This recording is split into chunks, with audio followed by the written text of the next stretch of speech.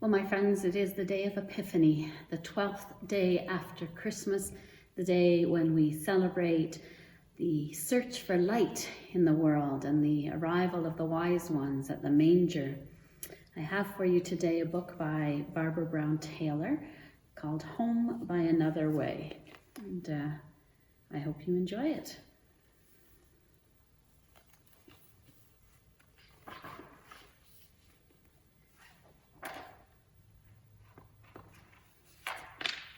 The illustrations are by Melanie Cataldo. Matthew 2, verses 1 through 2. In the time of King Herod, after Jesus was born in Bethlehem of Judea, wise men from the east came to Jerusalem asking, "Where is the child who has been born King of the Jews?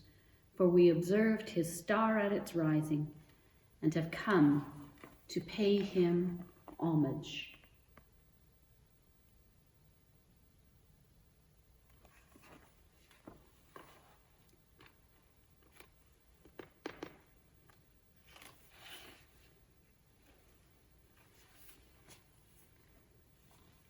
Once upon a time, there were 3 very wise men who were all sitting in their own countries, minding their own business, when a bright star lodged in the right eye of each one of them.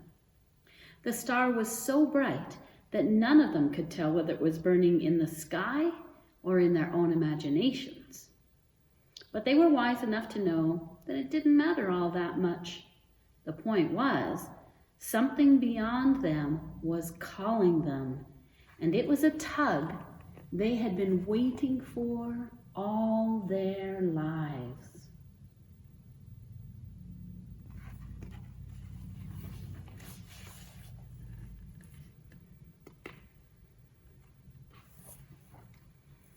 Each in his own country had tried books, tried magic, tried astrology.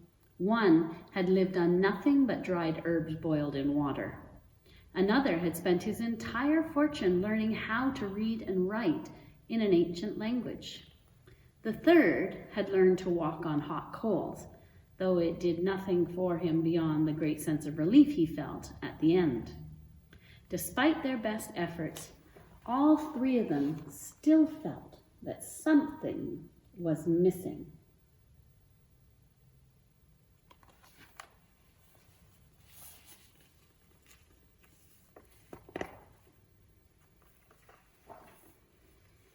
They were all glad for a reason to get out of town, which was clearly where the star was calling them, out away from everything they knew how to manage and survive, out from under the reputations that they had built for themselves, the high expectations, the disappointing returns. And so they set out, one by one, each believing that he was the only one with a star in his eye, until they all ran into each other on the road to Jerusalem.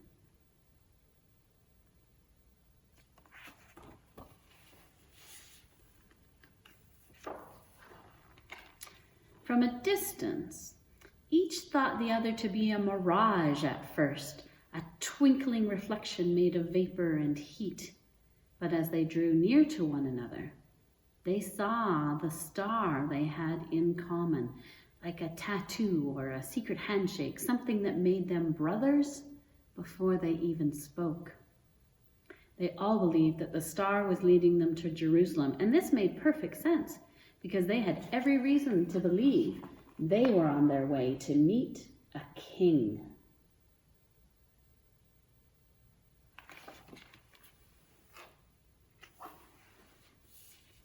They had no trouble gaining entrance to the palace. They looked rich, and that was enough to get them a royal audience. But the king they met, he was something of a disappointment. He was lumpy and rumpled, and he had terrible breath. His skin looked a funny orange color and sickly, as if his bile had gotten the best of him. The guards on either side of him shook in fear of their king, so much so that their spears rattled against their shields. Without even comparing notes, the wise men knew he was not the person they were looking for. "Do you know of any other kings in the general area?" they asked.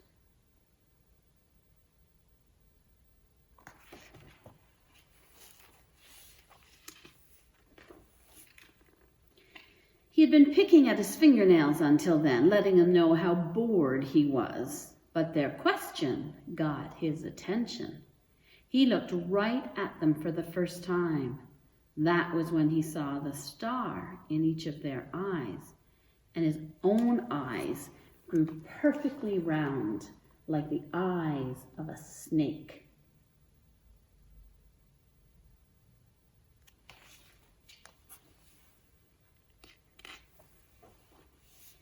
The king asked the wise men if they would please excuse him for a moment, and then he stepped into his private chapel to confer with his clergy. They whipped out their old reference books, which smelled of mold, and told the king what he wanted to know. Yes, they said, there was something in the book of Micah about a new ruler for Israel, but nothing to get excited about. It was short. It had been there for a long time, and it was unlikely that the men in the other room were fulfilling that prophecy. But sure, why not? Send the wise men to Bethlehem to check it out, to save the king a little money instead of having to do his own research.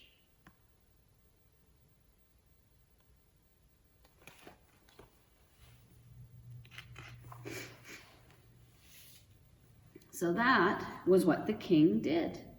He gargled, he combed his hair, and he went back to tell the wise men they should go to Bethlehem at once with his blessing, on one condition, that they come back and tell him who his successor was so that he could send flowers to the new king. His breath smelled like pine saw when he said it, which made the wise men feel queasy. They knew something was not right, but once they were back out in the night air, they could see the star in the night sky again, and it set their minds at ease.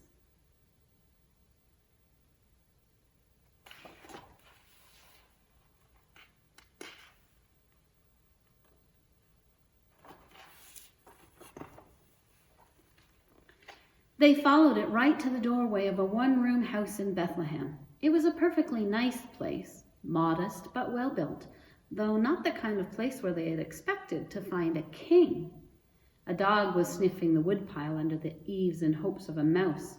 Someone was practicing the lute next door, going over the same notes over and over and over again.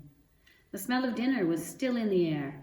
Wheat cakes cooked on a griddle greased with sheep's fat, lentils with lots of garlic and rice.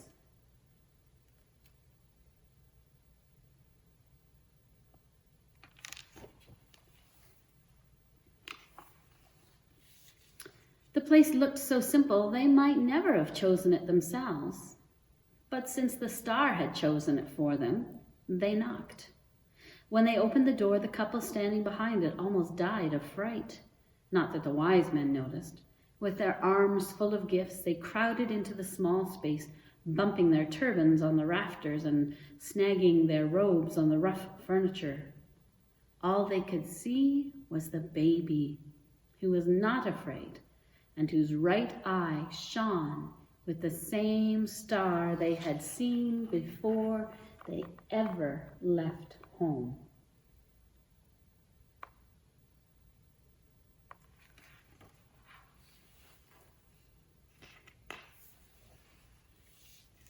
It was him, then, whoever he was.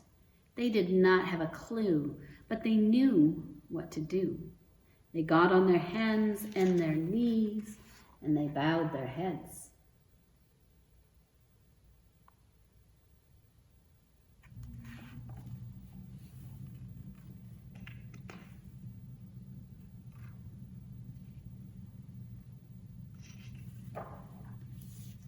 And then they gave him the things that they had brought for him: gold, frankincense, and myrrh. All the wrong things they could see now, things he had no use for. They should have brought him goat's milk, a warm blanket, something shiny to hang above his crib. But how could they have guessed?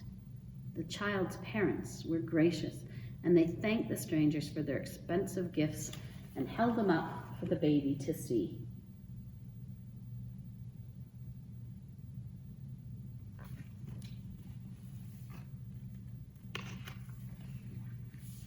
Then, to the wise men's complete surprise, the child's mother picked him up and handed him around so that each of them held that damp, soft, living weight in his arms. When they were finished admiring him, she took her baby back, nursed him, and put him to bed. And then, before the light coming through the window of the house had entirely gone out, the three wise men fell asleep right where they sat.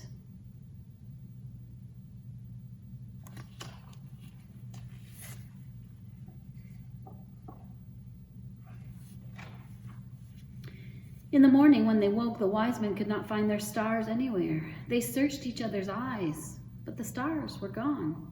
Frantically, they looked in all the corners and under the chairs. The baby's mother even shook out his blanket, but still, no stars.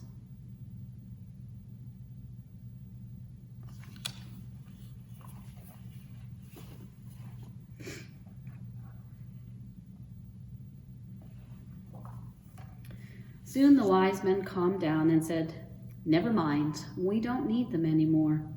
They had found what they were looking for, something they could not lose, and as much as they hated to, they added, they had better be on their way.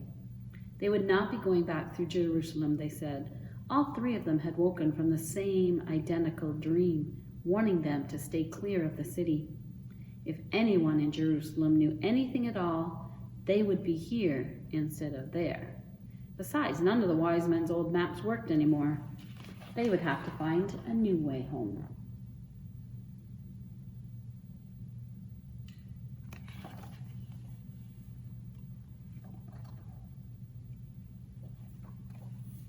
So the wise men picked up their packs, which were lighter than before, and then they lined up in front of the baby to thank him for the gifts that he had given them. "What in the world are you talking about?" the baby's mother said, laughing. "For the scent and weight and skin of a baby," said the first wise man, who had no interest in living on herbs anymore.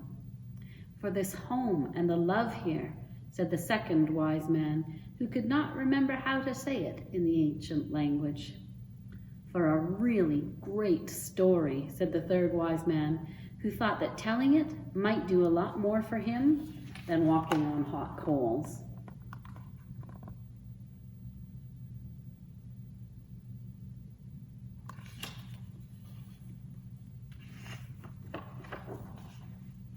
And then the wise men walked outside, stretched, kissed the baby goodbye, and went home by another way.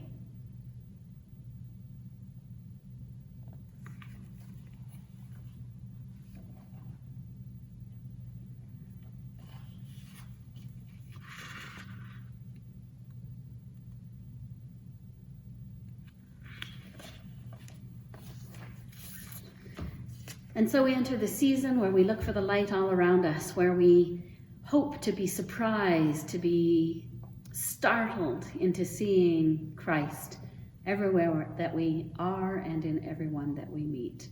And so, as my professor, William Curwen, used to say, have a spiffy epiphany, everyone. Bye for now.